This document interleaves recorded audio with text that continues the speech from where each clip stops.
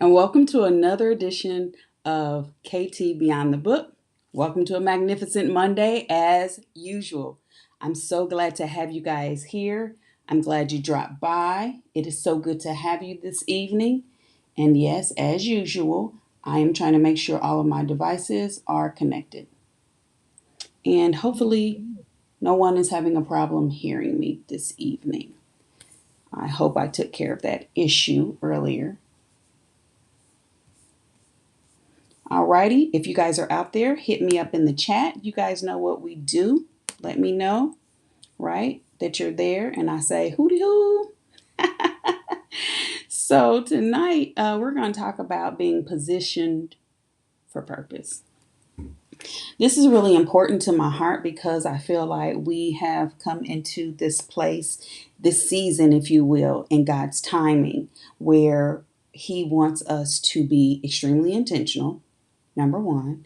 And with being intentional, He also wants us to understand who we are, right? Because we cannot be intentional. We can't hit the bullseye.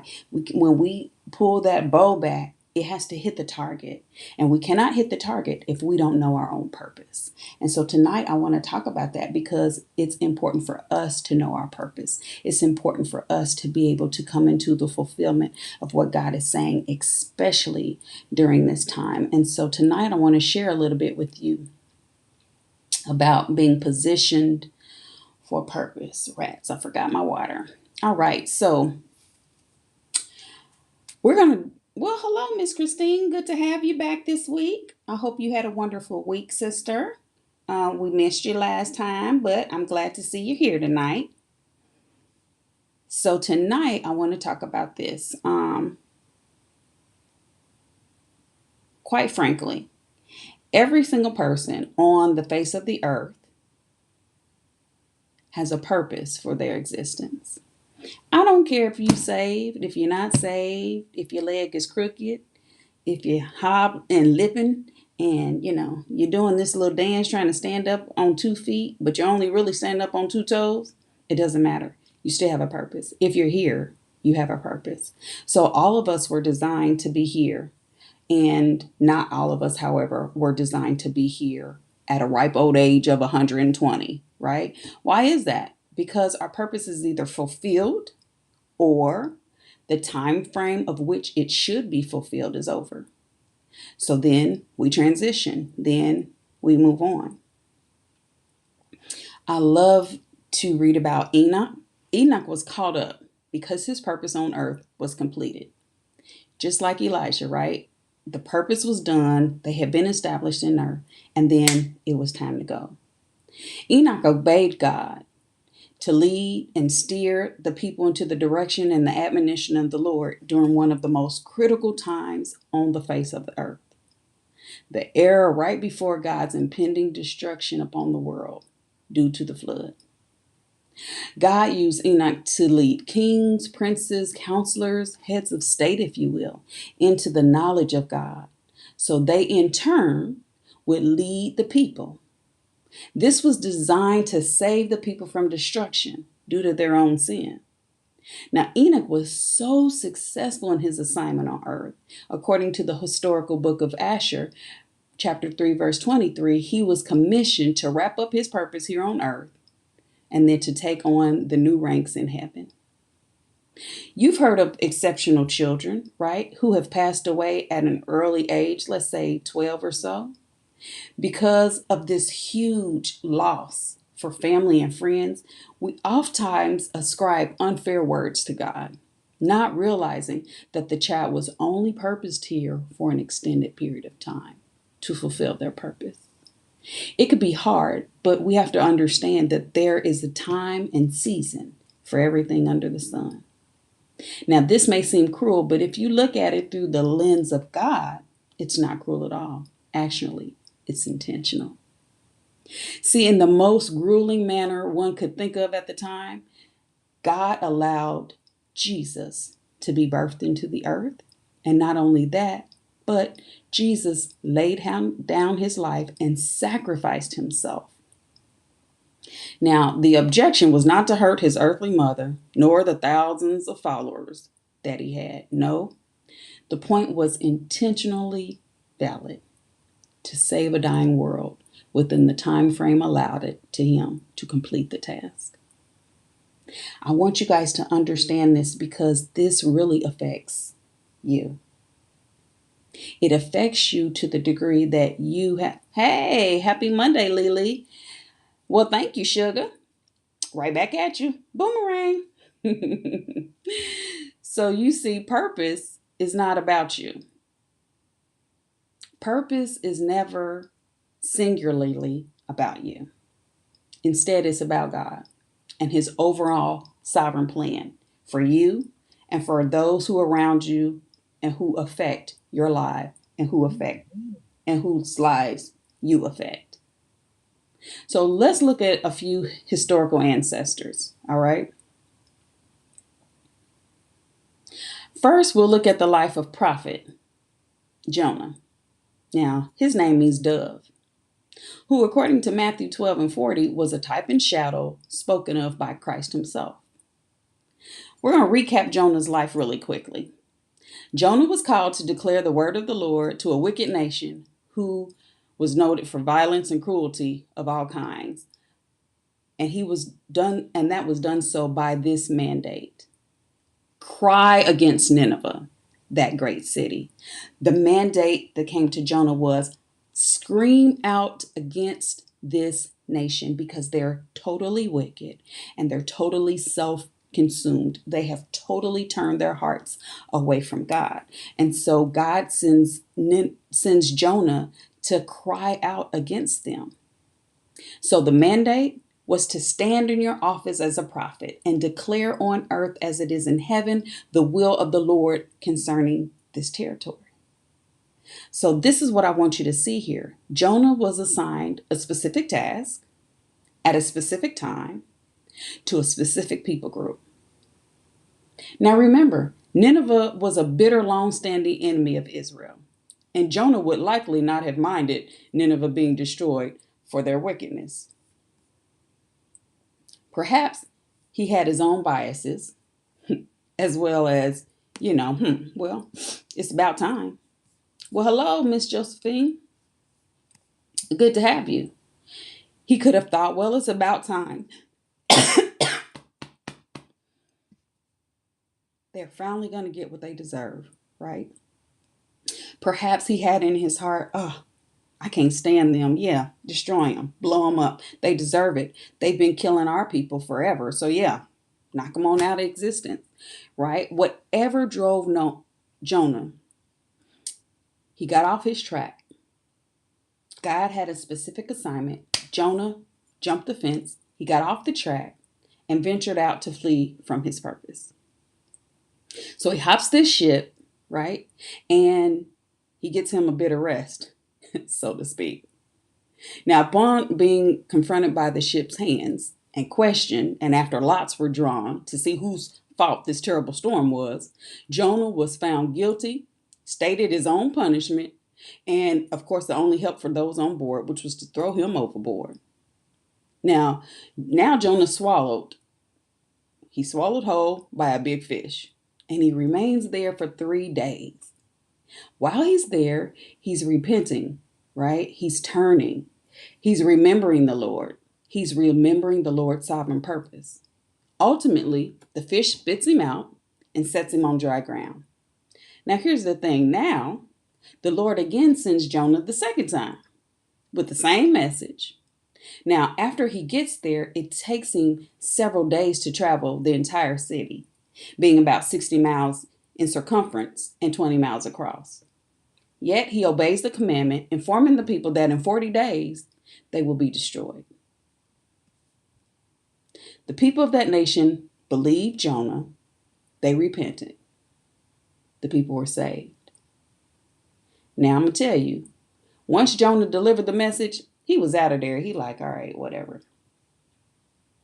He goes far away, far enough where he can see the city. He's waiting for God to bring this impending judgment, right? So he's chilling, but it's hot and he's uncomfortable. And so God allows this vine to grow up and provide him a sentiment of shade. Overnight, a worm comes, bites the plant dies. Jonah has this huge heart for the plant all of a sudden, right? He's like, oh my goodness, that's so bad that the poor little plant has just withered away. And so God is like, so you care more about this plant that just sprung up out of nowhere than you care about a whole nation of people? I would say Jonah had a few misplaced priorities. What about you? A roadblock for us, our perception, our biases. So when God says for you to be positioned in your purpose, He's calling you to stand in what He's called you to. Now, a lot of times we get our own erroneous ideas, right? Just stuff starts twirling around up there and we make assumptions. So our perceptions and our biases can be huge roadblocks for us. Your perception and biases can get you out of alignment from your purpose. So position yourself for purpose. Don't let the big fish do it for you.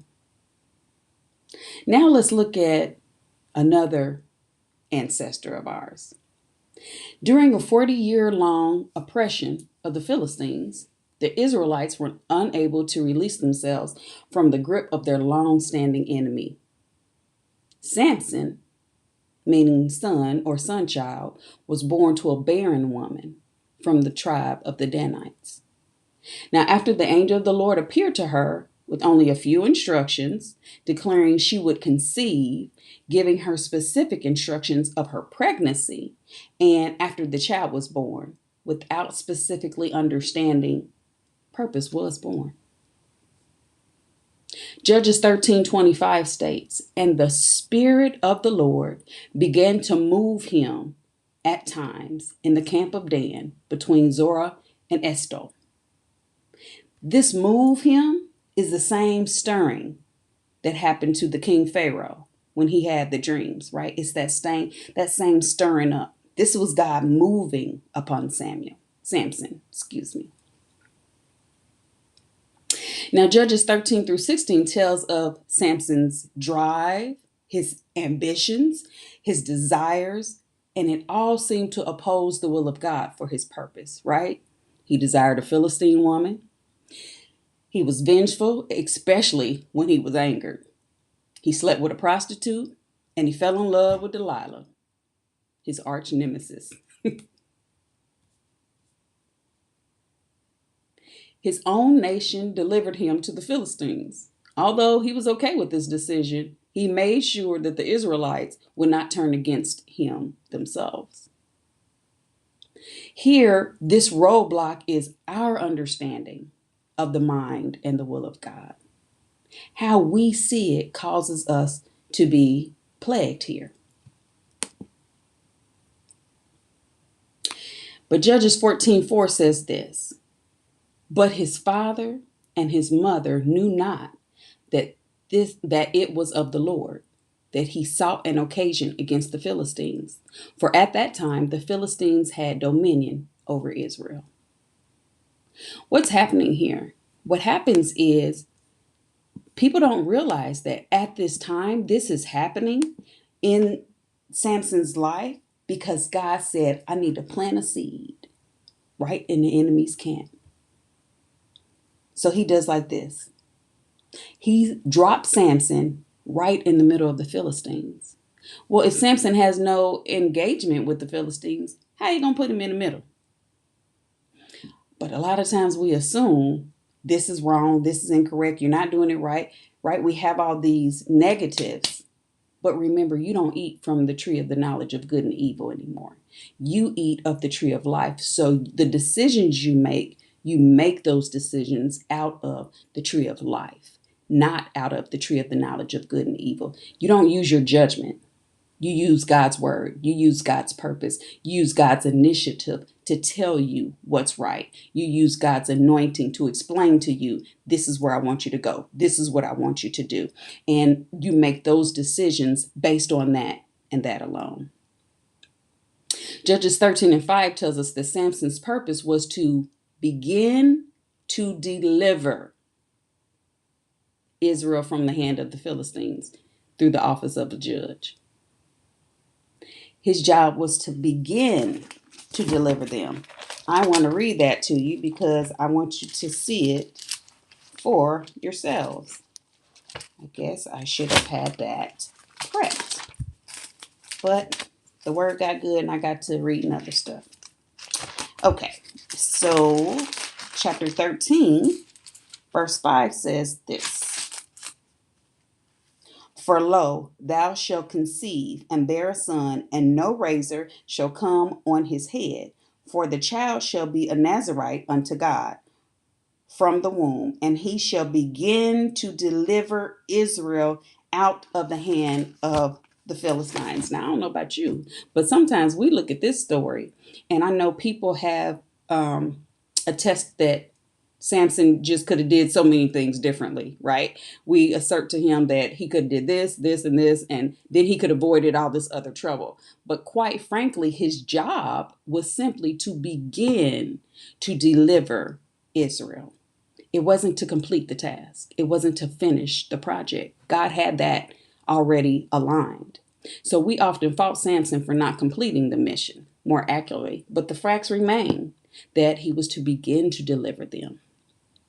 Samson fulfilled his job. What about you?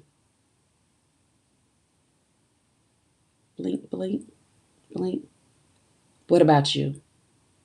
What has God said to you? And are you doing that task? Are you staying in that initiative? Are you driving in that vein? Or are you looking to your left and to your right and popping out here and popping out there? Are you bailing, right? Just like Jonah. He bails. He just goes, finds a shit. And he's like, I'm going to just go in the opposite direction. Forget that. I'm not about to be telling these people that they're going to be delivered. Go on, get blowed up. Get whatever God going to do, let him do it, right? Are you allowing your emotions to be stirred? Or are you focused? Are you targeted, excuse me, to the will of God?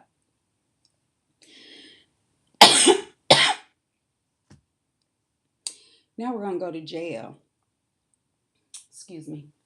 Y'all usually have water. I don't have no water today. Jael was a woman who was destined and designed to take down a nation. Who knew? In honor of her service, she would have songs written about her and recognition given to her for her great achievements, honor, and cunning bravery. Although the word of the Lord came to Barak saying, Go and draw toward Mount Tamar, and take with thee 10,000 men of the children of Naphtali and of the children of Zebulun, and I will draw unto thee to the river Kishon, Sisera, the captain of Jabin's army, and his chariots, and multitude, and I will deliver him into thine hands. I find this so amazing because God very specifically gives Barak this word, right? Initially, the people were very concerned that Jabin's army had all these horses and all these chariots. And if you remember, the children of Israel were forbidden from using horses and chariots. They were to trust in the name of the Lord. And because of that, they were not equipped with horses and chariots. They were not equipped or designed to go to war that way. Their warfare looked differently, just like your warfare looks differently. And so instead, God tells him, you go ahead, take your 10,000 men, and he tells them which group to take them from. And he says, I'll draw you to Kishon. And the captain of Jabin's army, which is Sisera, he says, I'm going to deliver them into your hands. Now, although God's design was to give this victory to Barak, he had made provision concerning Barak's fear and unbelief. You guys remember what Barak was doing, right? Barak was like, yeah, well, Deborah, I'll go if you go. I'm up in that piece if you up in that piece, girlfriend. And Deborah says to him quite plainly, Barak, I'll go with you, but the victory is not going to be ascribed to you. Actually, it's going to be ascribed to a woman.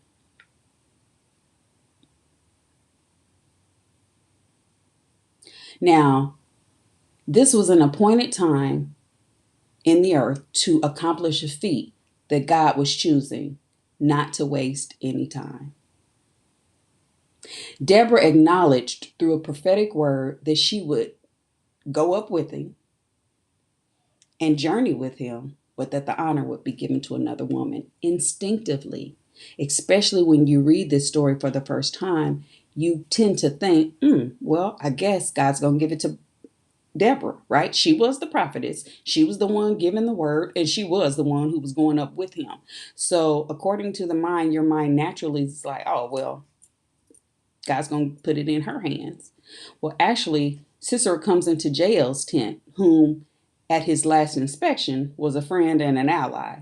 Now, Sisera soon finds that as Jael soothes him to sleep, she takes a spiked tent nail and hammers it into his temples, fastening his head to the ground. Judges 4:21. Now, this fulfilled God's purpose for that time. Verse 23 and 24.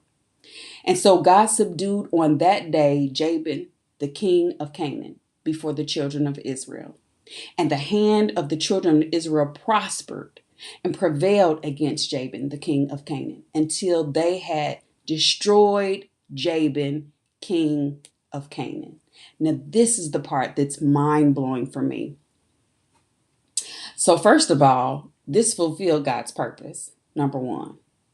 Number two, God subdued that day Jabin, the king of Canaan. Now, these people have been in war for years, but God took that specific day in time and he subdued the king. And then to boot, he prospers Israel. And then they prevail, right? But even greater, he destroyed King Jabin. He destroyed him. God is destroying your enemies.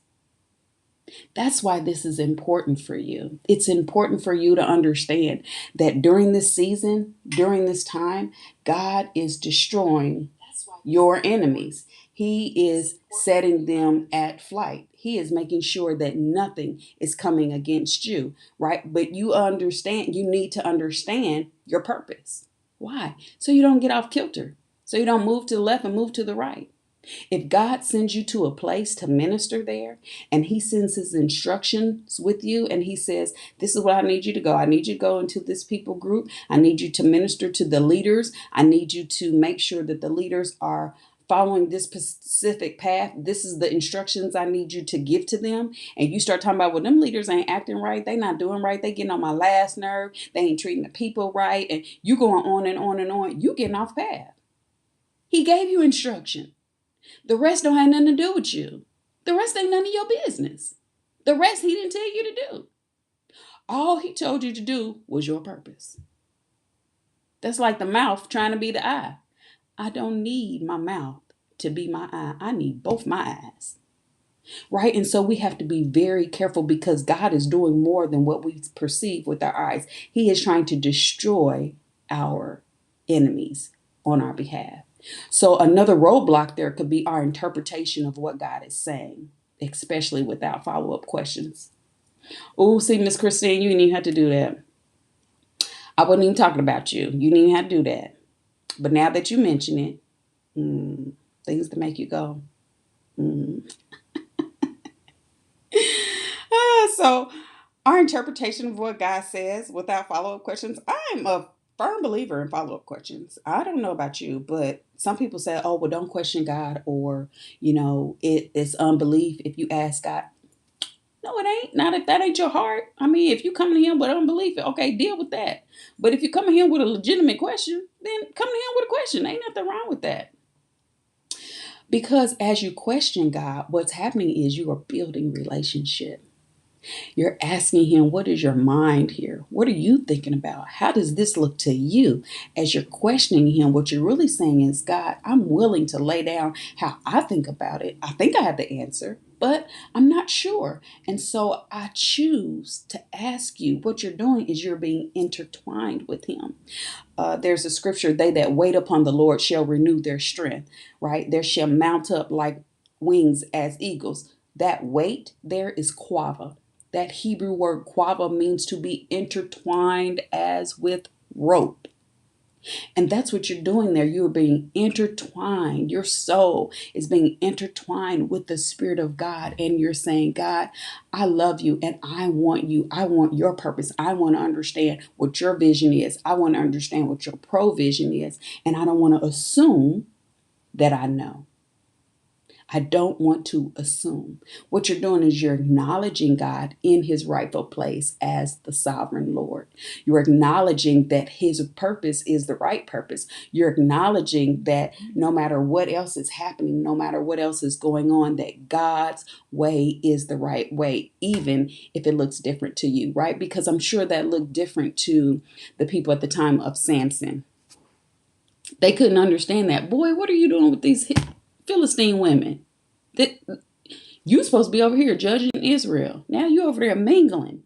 Why are you over there mingling? Get your behind over here. And what they didn't understand was God had dropped him in that place. He had planted his seed to grow in the midst of the enemy.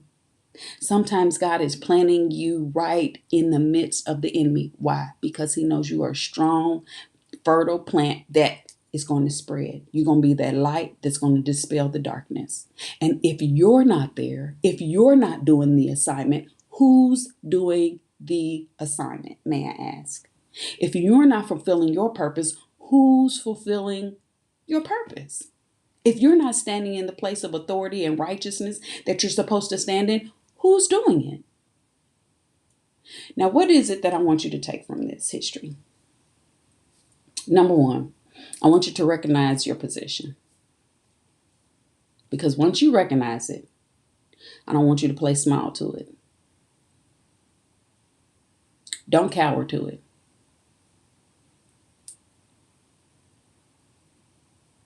It is what it is by the grace of God. If God called you to be a prophet, you stand in that office. If God called you to be a layman who goes and does geriatric work for the neighborhood, then you stand in that. Because if you're not standing in it, who is? How are those people being serviced? If God called you to the orphans, then you stand in that place of authority and you be what he said for you to be in that space. Because if you don't do it, who is going to service the orphans? Understand that because that is your position, God has equipped you. He's given you and allotted you a time frame to complete the work. And he's given you everything that pertains to life and godliness within that time frame. See, you might seem to think that you got all the time in the world or that you got all the time to la la la and loo loo loo and yeah, you know, it'll get done when it get done. No, God's on the schedule. How do we know that? Because he prophesies things before they happen. And he says in 70 years, this is going to happen. He says in 40 years, this is going to happen. He says in 400 years, this is going to happen. He's on a timetable. Yes, he's without time, but his timetable is established in the earth. And he has stuff to do. And if you're in the earth at that time, then he has something to do through you. Number two, I want you to identify your roadblocks. I want you to really identify your perceptions and your biases. Right? You should know you better than everybody else know you.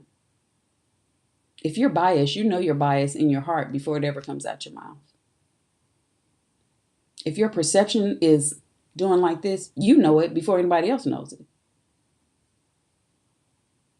I want you to identify your roadblocks in understanding the mind and will of God. Do not assume.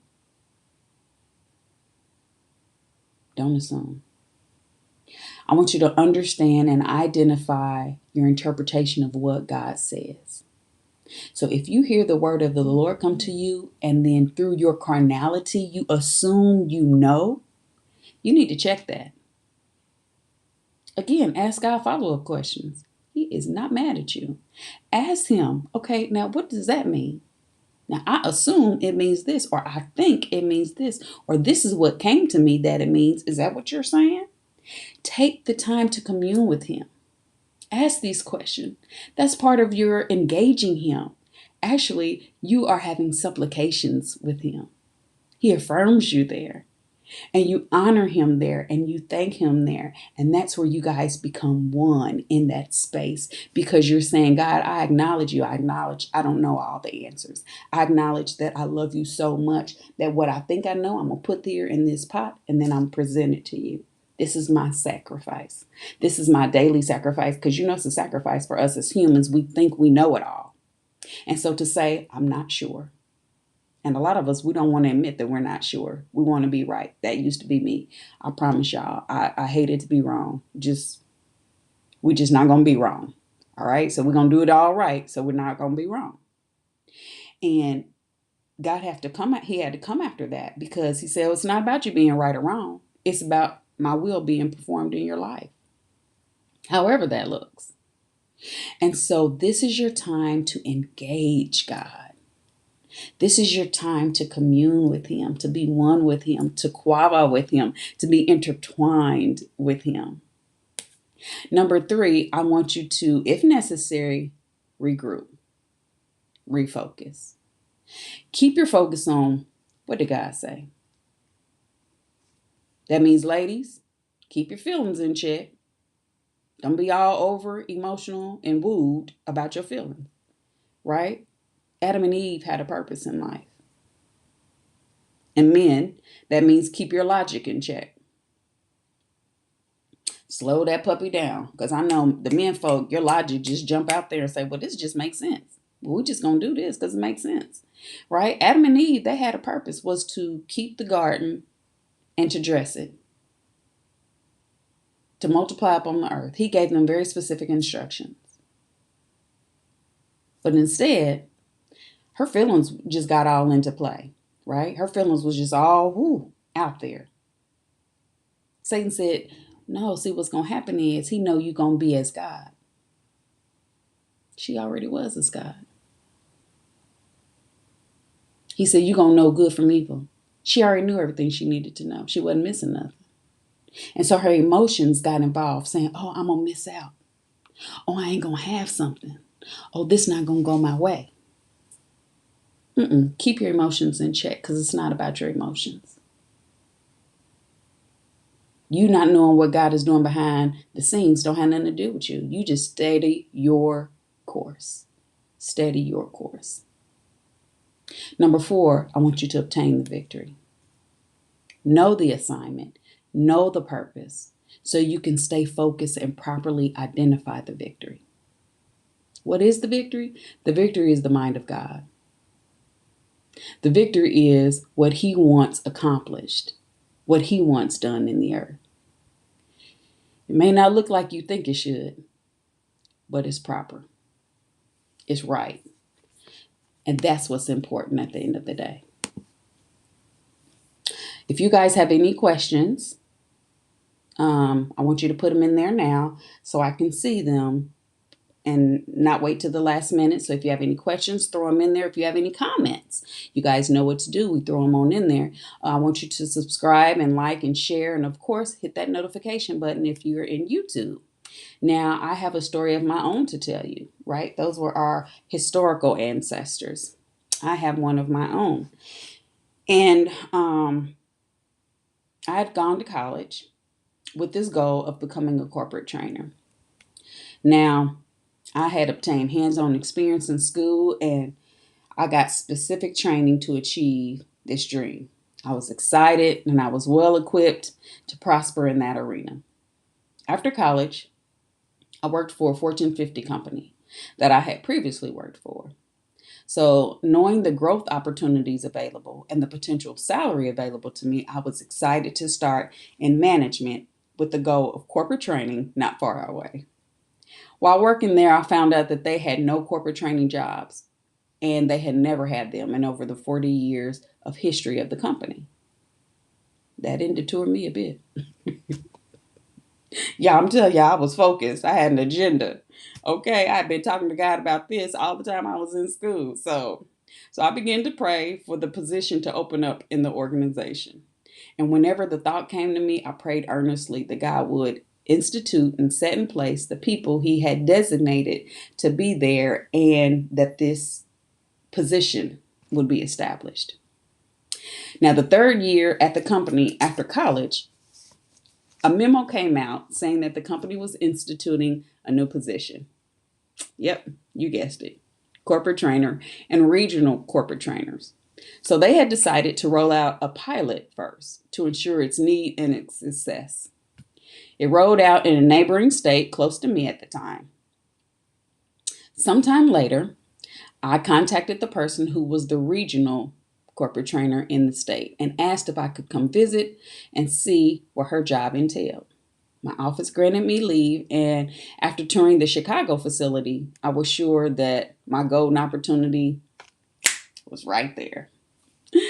I went to my home hub and applied for the position that opened up shortly afterward. After seeing the other candidates, I knew I was a shoo-in. Yes, y'all. I was all vain and everything. I said, that's who applied? Oh, yeah. Yeah. They ain't got nothing on me. I got this. Y'all, I'm telling you, when I say this was my job, this is my job.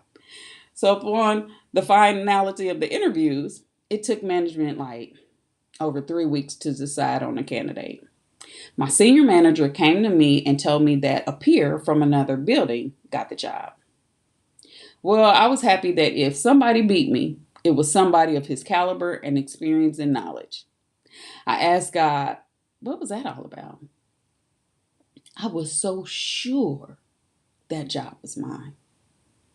Now, I had been waiting with confidence, with faith, with anticipation. I just knew beyond a shadow of a doubt that was my job. Holy Spirit reminded me of my purpose. That was not the first time something like that had happened to me. I had prayed, it manifested, but it wasn't for me. I realized then and there that my job was to initiate things into the earth. My purpose was to hear the mind of God and to loose it on earth as it is in heaven. Then I was to release it to let God fulfill his candidates into their roles and positions. He said to me, if you're in that role and it doesn't belong to you, then what will happen to the people it belongs to? What happened to their homes, their families, their lifestyles? Well, I tell you, I was encouraged to continue to do my purpose and to let him establish who he decided to give honor. Let him decide who he was going to heal. Let him decide who he was going to establish for those he loved. Okay. Miss Christine said, now go back and explain if you're not sure of what God had purposed you to do. Okay, so if you're not sure what God has purposed you to do, number one, this is what I would suggest. I would suggest you take the time, right, to sit down and evaluate your life. I want you to look at the pattern because quite frankly, there's a pattern. Like I said, this was not the first time this happened to me. It was the first time the eyes of my understanding was really open. But it was not the first time that I had prayed and spoke something into the earth and it manifested. It was not the first time that I had thought that something belonged to me, that it was mine. And at the end of the day, it wasn't. And so it was really a point of acknowledging what God had been doing. And so that would be my suggestion to you. Acknowledge what God has been doing in your life all this time. You might think they're very small things, right? Perhaps you volunteer all the time. Perhaps opportunities for volunteerism just come to you. And maybe they're very specific volunteer venues, such as maybe through school organizations or say through food banks. Opportunities just open up. People just come to you and say, hey, would you like to do this, that, and the other? Of course, this is just an example, right? But maybe these sorts of things, a pattern is seen. And if you look through your life, you can see what the pattern is. I know that when I come into an atmosphere, I can listen to hear what the Spirit of the Lord is saying in that place, and I can establish that. I speak that out. I call that into existence because there's a pattern. I've seen it over and over and over and over. And then when I do it, God moves. Success is there. His hand intervenes and his appointment is known. And so as you see that and as you see the will of God move, then you know, oh, this is my avenue. This is my vein. This is my sphere. This is my place. And so God does what he says he's going to do in your life. I hope that helps, and hope that helps not just you, but other people as well. Again, I talked to you guys about this a week or two ago about I've gone through my journals and through tapes, video recordings or sound recordings of things that God has said. His prophetic word over my life, his prophetic word over those in my circle. What did God say? I've been writing them down on one specific paper so I can look at it and identify right here. This is what God has said. 2024 is a very intentional year for the believer. And I'm telling you this because you need to understand that you are not here haphazardly. You are not here just to kind of willy-nilly and kind of figure it out. Many of you know what God is saying to you. You just haven't done it, or you just don't choose to say, oh yeah, this is, embrace it. That's my word. You don't necessarily choose to embrace it. I'm saying to you, be courageous in 2024. Embrace what he said about you. Embrace who he said you are. If he said that you are assigned to that specific church and your assignment is to declare the will of the Lord there, if your assignment is over the management there, if your assignment is over the leadership there, then you stick to your assignment. You own that assignment. You don't wallow and go, oh, well, I'm not sure. That's what he's saying. Perhaps. Don't do that. Don't play into the enemy's hand. I was at this one job and I was trying to promote into another field. Actually, the reason I came to work there in the first place, y'all. And I had been in this other position for 4 years. And I'm like, God, where is my opportunity? I didn't even come here to do this job. I said, where's my opportunity? And why haven't I promoted yet? And I heard plain as day, because you haven't finished your assignment. I said, well, what in the world is my assignment? He said, to the leaders, to the managers in this building, in your department, to the managers. I said, oh, okay, well, let me get about my father's business, because apparently his business is way more important than mine, right? And so I got about my father's business. And when he said the management, I went and talked to the management he told me to talk to. And one of them was about having a heart attack. And he didn't have a heart attack, stroke. He was having, we didn't know it at the time, but he was having a stroke, I believe. I ministered to him. I ministered to one who wasn't even supposed to be working there. I said, okay, you're not even supposed to be here. You're supposed to be in Florida, and you should go and be an engineer, just like that's what you're supposed to do. That's what you're called to do in life. You're not called to manage people. You are not a people person. You need to go be the engineer that you're supposed to be. Another manager who was pretty hateful, pretty despiteful, and she was pretty spiteful. And God gave me a word for her. Honey, I was delivering words left and right. You would not believe. I'm like, okay, here's your word. Here's your word. Here was your word. I'm putting sticky notes on people's doors. Here's your word. Everybody get the word. This is the word of the Lord. Okay. And I'm telling you, shortly after that, positions opened for me to move into the job that I decided to work at that company for in the first place. And I was able to move on.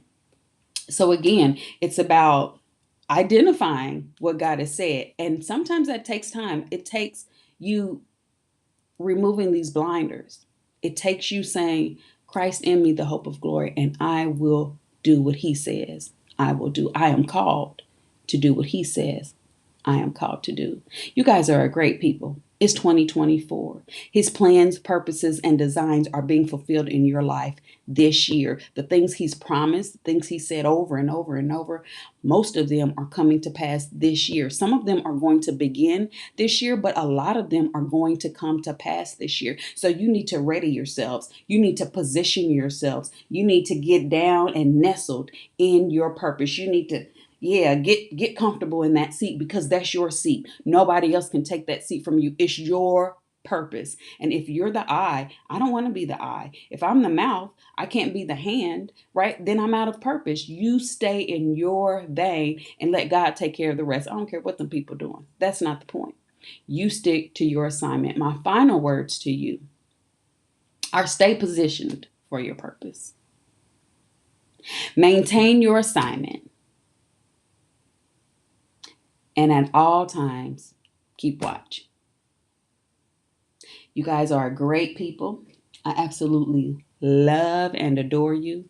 Guess what? I cannot wait to see all the amazing things that God is going to unfold in your lives this year. You guys are a peculiar people. You're a chosen generation. You are a royal priesthood. And I want you to stand strong in the Lord and in the power of his might. That's right, Josephine. Yes, girl, high five. God is doing a great work and he's doing it in you, not just around you this time, right? In times past, it's just been around you. It's not just around you.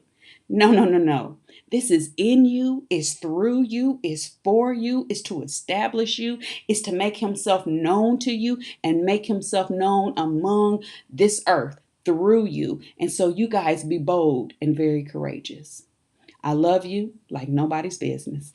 You guys have a wonderful day. Good night. Bye.